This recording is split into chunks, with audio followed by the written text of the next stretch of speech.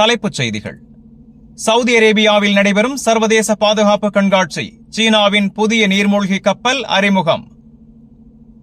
ரமதான் மாதம் தொடங்கும் தேதி, சவுதி அரேபியா UAE இடையே வேறுபாடு இருக்க வாய்ப்பு. ஈரானில் ஆட்சி மாற்றமே சிறந்த தீர்வு, ட்ரம்ப் கருத்தால் மீண்டும் பரபரப்பு. மூன்றாம் உலகப் போர் ஏற்படுமா, புதிய கருத்து கணிப்பு வெளியீடு. இனி செய்திகளை விரிவாக பார்க்கலாம்.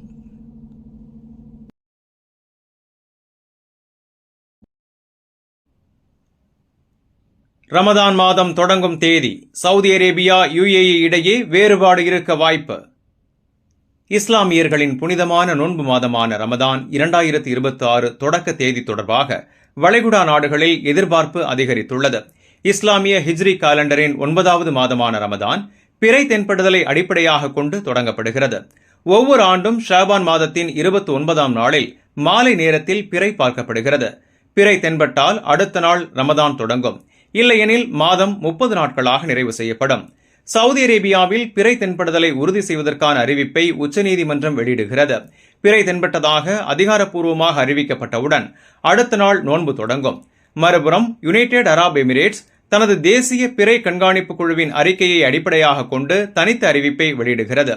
இந்த ஆண்டில் வானியல் கணிப்புகளின் அடிப்படையில் பிறை தென்படும் நேரம் மற்றும் துல்லியமான காண்பித்தல் குறித்து சில வேறுபாடுகள் இருக்கலாம் என வல்லுநர்கள் தெரிவிக்கின்றனர். இதனால் சவுதி அரேபியா மற்றும் ஐக்கிய அரபு அமீரகம் இடையே ரமதான் தொடக்க தேதியில் ஒரு நாள் வேறுபாடு ஏற்படும் வாய்ப்பு இருக்கலாம் என கூறப்படுகிறது.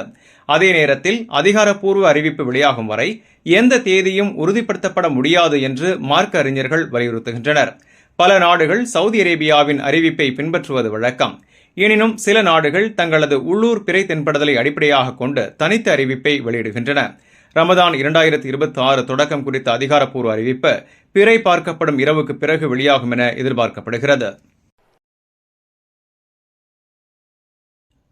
சவுதி அரேபியாவில் நடைபெறும் சர்வதேச பாதுகாப்பு கண்காட்சி, சீனாவின் புதிய நீர்மூழ்கி கப்பல் அறிமுகம். சவுதி அரேபியாவில் நடைபெற்று வரும் சர்வதேச பாதுகாப்பு கண்காட்சியில் சீனா தனது புதிய நீர்மூழ்கி களப்போர் வாகனத்தை அறிமுகப்படுத்தியுள்ளது. இந்த அறிமுகம் வேர்ல்ட் டிஃபென்ஸ் ஷோ நிகழ்வின் போது நடைபெற்றதாக தகவல்கள் தெரிவிக்கின்றன. அறிமுகப்படுத்தப்பட்டுள்ள இந்த அமைப்பு மனிதர் இல்லாமல் செயல்படும் அன்மேன்ட் அண்டர் வாட்டர் வெஹிக்கிள் ஆகும். கடலடி தளங்களில் கண்காணிப்பு, உளவு தகவல் சேகரிப்பு, சுரங்க வெடிகுண்டு கண்டறிதல் மற்றும் கடற்படை ஆதரவு நடவடிக்கைகளில் பயன்படுத்துவதற்காக இது வடிவமைக்கப்பட்டுள்ளதாக கூறப்படுகிறது. பாதுகாப்பு வட்டாரங்கள் தெரிவிப்பதாவது, இந்த நீர்மூழ்கி கள அமைப்பில் மேம்பட்ட சென்சார் மற்றும் தகவல் பரிமாற்ற தொழில்நுட்பங்கள் உள்ளன. நீண்ட நேரம் கடல் அடியில் செயல்படக்கூடிய திறனும் இதில் இருப்பதாக கூறப்படுகிறது. சமீப ஆண்டுகளில் வளைகுடா பிரதேச நாடுகள் கடற்படை மற்றும் பாதுகாப்பு துறையில் முதலீடுகளை அதிகரித்து வருகின்றன. இந்த சூழலில் சீனாவின் இந்த தொழில்நுட்ப அறிமுகம் பாதுகாப்பு ஒத்துழைப்பு மற்றும் இராணுவ வர்த்தக உறவுகளில் புதிய முன்னேற்றமாக பார்க்கப்படுகிறது. இந்த அமைப்பு விற்பனைக்கா அல்லது தொழில்நுட்ப கண்காட்சிக்காக மட்டுமா என்பதில் அதிகாரப்பூர்வ விளக்கம் இன்னும் வெளியாகவில்லை. ஈரானில் ஆட்சி மாற்றமே சிறந்த தீர்வு, ட்ரம்ப் கருத்தால் மீண்டும் பரபரப்பு. ஈரானில் ஆட்சி மாற்றமே சிறப்பான விஷயமாக இருக்கும் என அமெரிக்க அதிபர் டொனால்டு ட்ரம்ப் கருத்து தெரிவித்துள்ளார். ட்ரம்பின் இந்த கருத்தால் மத்திய கிழக்கை சுற்றிய அரசியல் பதற்றம் மீண்டும் உலக கவனத்தை ஈர்த்துள்ளது.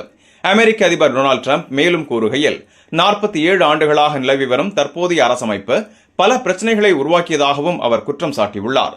தற்போது ஈரானின் சுப்ரீம் தலைவராக உள்ள அயத்துல்லா அல் கமேனி தலைமையில் அந்த நாடு செயல்பட்டு வருகிறது.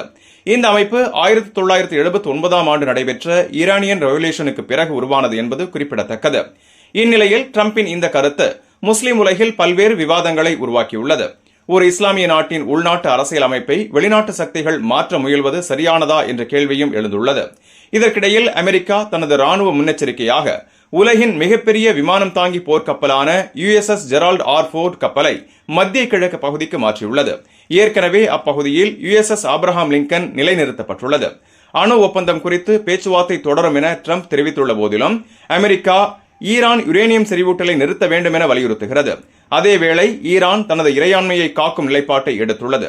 ஈரான் அதிபர் மசூத் பெஷேஷ்கியான் அதிகப்படியான கோரிக்கைகளுக்கு தாங்கள் இணங்க மாட்டோம் என தெரிவித்துள்ளார். மூன்றாம் உலகப் போர் ஏற்படுமா, புதிய கருத்து கணிப்பு வெளியீடு. மேற்கத்திய நாடுகளில் 3ஆம் உலகப் போர் குறித்த அச்சம் கணிசமாக உயர்ந்துள்ளதாக புதிய கருத்துக் கணிப்பு ஒன்று தெரிவிக்கிறது. பொலிட்டிகோ போல் வெளியிட்ட தகவலின்படி இந்த ஆய்வை பப்ளிக் ஃபர்ஸ்ட் நிறுவனம் மேற்கொண்டுள்ளது. அமெரிக்கா, கனடா, பிரிட்டன், பிரான்ஸ் மற்றும் ஜெர்மனி ஆகிய 5 நாடுகளில் நடத்தப்பட்ட கருத்து கணிப்பில் அடுத்த 5 ஆண்டுகளில் பெரிய அளவிலான உலகப் போர் வெடிக்கும் வாய்ப்பு உள்ளது என்று பெரும்பாலானோர் கருத்து தெரிவித்துள்ளனர். அமெரிக்காவில் உலகப் போர் நிகழ வாய்ப்புள்ளது என்று நம்புவோர் 46% உயர்ந்துள்ளனர். பிரிட்டனில் இது 43% உள்ளது. கடந்த ஆண்டுடன் ஒப்பிடுகையில் இந்த எண்ணிக்கை குறிப்பிடத்தக்க அளவில் அதிகரித்துள்ளது. ஆனால் ஜெர்மனியில் மட்டும் பெரும்பான்மையினர் உலகப் போர் நிகழ வாய்ப்பு குறைவு என மதிப்பிட்டுள்ளனர். புவிசார் அரசியல் பதற்றங்கள் அதிகரித்திருப்பதே இந்த மனநிலைக்கான முக்கிய காரணமாக குறிப்பிடப்படுகிறது. குறிப்பாக ரஷ்யா உக்ரைன் போர் ஐரோப்பிய பாதுகாப்பு அச்சங்களை அதிகரித்துள்ளது. அதேவேளை உலகப் போர் அச்சம் அதிகரித்தாலும் பாதுகாப்பு செலவினத்தை உயர்த்துவதற்கு பொதுமக்கள் முழுமையான ஆதரவை வழங்கவில்லை என்பதும் ஆய்வில் தெரியவந்துள்ளது. வரி உயர்வு அல்லது அரசு கடன் அதிகரிப்பு போன்ற பொருளாதார சுமைகளை ஏற்கும் மனப்பாங்கு குறைந்து காணப்படுகிறது. மேலும் அணு ஆயுத பயன்பாட்டு மோதல் ஏற்படும் வாய்ப்பு குறித்த அச்சமும் பல நாடுகளில் உயர்ந்துள்ளதாக தெரிவிக்கப்பட்டுள்ளது. இந்நிலையில் ஜெர்மனியில் நடைபெறவுள்ள முனிச் செக்யூரிட்டி கான்பரன்ஸ் மாநாட்டில் உலக தலைவர்கள் பாதுகாப்பு மற்றும் கூட்டணி நிலைத்தன்மை குறித்து முக்கிய ஆலோசனை நடத்தவுள்ளனர். உலக அரசியல் சூழல் பதற்றமாக மாறிவரும் நிலையில் மக்களின் மனநிலையிலும் குறிப்பிடத்தக்க மாற்றம் ஏற்பட்டுள்ளது என்பது இந்த கருத்து கணிப்பு வெளிப்படுத்தும் முக்கிய அம்சமாகும். இந்த செய்தி உங்களுக்கு பயனுள்ளதா இருந்தா வீடியோவை லைக் பண்ணுங்க, உங்க கருத்தை கமெண்ட்ல பதிவு பண்ணுங்க. மேலும் வளைகுடா மற்றும் உலக செய்திகளை உடனுக்குடன் பெற கல்ஃப் 360 நியூஸின் தமிழ் சேனலை சப்ஸ்கிரைப் பண்ண மறந்துடாதீங்க.